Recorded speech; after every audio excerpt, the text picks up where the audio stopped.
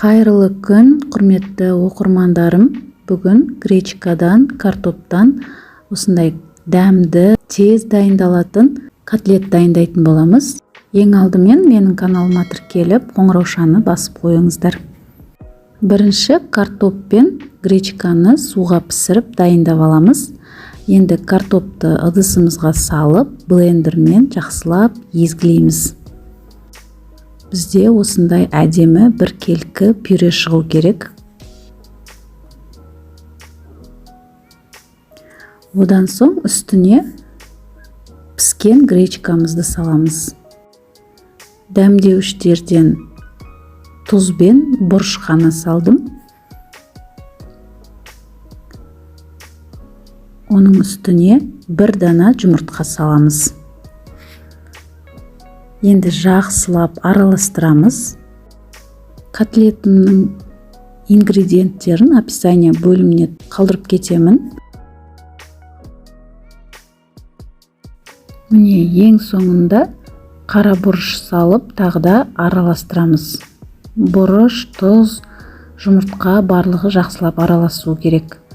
Енді мен үлкендеу ыдысқа осындай панировочный сухариді салып, бір ыдысқа су дайындап қойдым. Міндетті түрде қолымызды суға батырып отырып, котлетіміздің пішінін жасап, сухариге салып, екі шетінде аунатып аламыз. Енді алдын ала біз газға табағымызды қойып, ішіне май құйып, қыздырып, осылай котлеттің пішінін жасаған бетте бірденен қуырамыз. Өйткені біздің котлетіміз өте жұмсақ болады, піспеген түрі.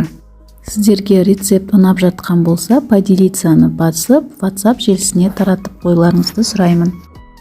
Бұл котлетті қызып тұрған майдың қасында тұрып жасау керек. Осылай жасаған бетте сухариге аунатқаннан кейін бірденен майға салып қуырып аламыз.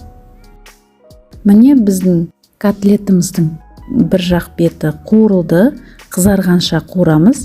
Енді екінші бетінде осылай қызартып қуырамыз. Біздің котлетіміз дайын.